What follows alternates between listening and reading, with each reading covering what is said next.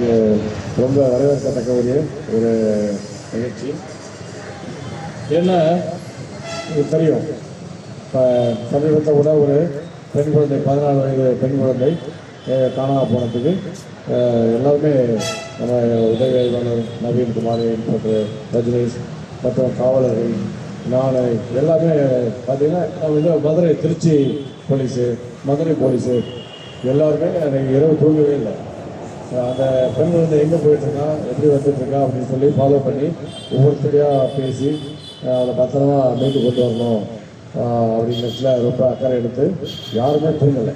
அதை கண்டுபிடிச்சா அது பெரிய பாராட்டு. அம்மாலாம் கூட அதை ஃபேஸ்புக்கில் இதில் வாட்ஸ்அப்லாம் போட்டிருந்தாங்க. ரொம்ப நன்றி எங்களுக்கு. இப்போ இதுதான் எங்களுக்கு பெரிய விருது. காவல்துறையில் பார்த்தீங்கன்னா முதலமைச்சருடைய பதக்கம் இருக்குது, ஜனாதிபதி மெடல் இருக்குது, அண்ணா பதக்கம் இருக்குது.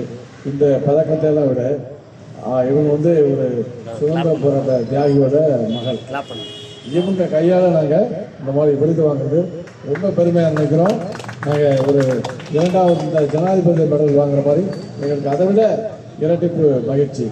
உண்மையிலேயே இது ஒரு எஃபர்ட் எடுத்து அவங்களெல்லாம் அழைச்சிட்டு போய் இந்த மொமெண்டம் எல்லாம் செய்கிறதுக்கு இந்த சான்றுகள்லாம் ரெடி பண்ணுறதுலாம் எவ்வளோ சிரத்தை எடுத்துக்கிறோம். அவங்க ஒரு பெண், அதுவும் வந்து வயதானவங்க. இந்த அளவுக்கு காவல்துறை நேசிக்கிறாங்க. இந்த பொதுமக்களுக்கு தொண்டு செய்கிறவங்களுக்கு, பாதுகாப்பு பணி செய்கிறவங்களுக்கு நல்லது செய்யணும், அவங்கள என்கரேஜ் பண்ணுறதுக்கு நம்ம ஒரு எடுத்துக்காட்டியாக முன்மாதிரியாக இருக்கணும் அப்படின்னு அவங்களுடைய முயற்சி. ஏன்னா அவங்களுடைய 10 கால் பண்ணாங்கன்னா எங்களால் 4 கால் 5 காலம் அட்டன் பண்ண முடியும். ஏன்னா மீட்டிங்கில் இருப்போம், இல்லை முக்கியமான ஒரு நிகழ்ச்சியில் இருப்போம், ஒரு அலுவலில் இருப்போம், அதனால் எடுக்க முடியாது.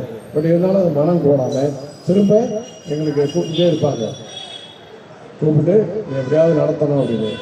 நாங்கள் 4 நாளாக தூங்கவே இல்லை. இங்கே பெரிய நிகழ்ச்சிகள் இருக்குது, மற்ற பணிகள்லாம் இருக்குது.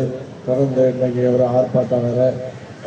அப்படியே நேற்று கிரிக்கெட் மேட்ச் வேறு 2020, அதுக்கு 1 மணி வரலையும் கண்டோஸ் பார்த்தோம். அப்படி வந்து ஒரு 3-4 நாட்கள் நாங்கள் இரவில் 4 மணி நேரம் அப்படி தான் தூங்கிட்டு இருக்கோம். அப்படி இருந்தோம். எங்களுக்கு இதை வந்து நேரில் நடத்தணும் அப்படின்னு ஆசை முடியல. ஒரு அரசு கடந்த ஆண்டு கூட இதே மாதிரி மாலை வேலையில் தான் இந்த நிகழ்ச்சி பண்ணோம்.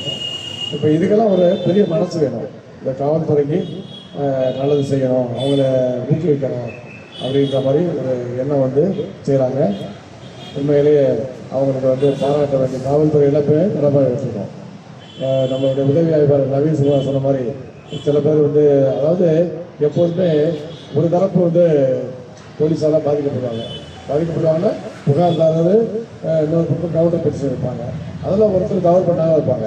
அவங்க மேலே நடவடிக்கை எடுக்கும்போது அவங்க எங்களை பார்த்து பொறாமப்படுவாங்க, இல்லை ஏதாவது அவர் சொன்ன மாதிரி எரிச்சல் போடுவாங்க, ஏதாவது திட்டுவாங்க. அது நடக்க தான் செய்யும். அதனால் நம்ம அதை பொருட்படுத்தவே முடியாது. இப்படி இருந்தாலும் அவங்க எங்களால் அவங்களுக்கு எந்த காரியமும் ஆக போகிறதே இல்லை. ஒரு சின்ன ரெக்கமெண்டோட எங்களுக்கு ஃபோன் பண்ண மாட்டாங்க.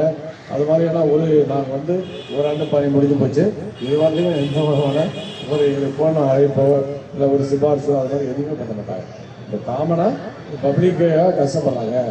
எல்லாருமே அரசாங்க சம்பளம் வாங்குறோம். இப்போ 8 நாள் பொங்கலுக்கு லீவ் விட்டாங்க, எல்லாம் கூட்டிகிட்டு போயிட்டாங்க. கலெக்டர் கூட ஹெட்குவார்ட்டர்லாம் இருப்பார். நாங்கள் அப்படி இல்லை. பேசி மொஹஞ்சதாரோ ஹரப்பா நாகரிகம், சிந்துவெளி சம நாகரிகமே நம்முடைய நாகரிகம் தான் அப்படின்னு இப்போ நம்ம ஐஏஎஸ் ஆஃபீஸர் பெரிய பாலகிருஷ்ணன் திட்டம், அவர் யூபியில் இருந்தார், ஒரிசாவிலாம் இருந்தார், யூபியில் இருக்கார். அவர் பெரிய புத்தகங்களை வெளியிட்டிருக்காரு. அதை படித்து வந்து பெரிய ஆச்சரியமாக இருக்குது. அன்னைக்கு கூட முதல்வர் சொன்னாங்க, இரும்பை பற்றி, இரும்புன்ற ஒரு உலோகத்தை பற்றி முதல் தான். அதே மாதிரி புதுக்கோட்டை வந்து பொறுப்பனை கோட்டை, அது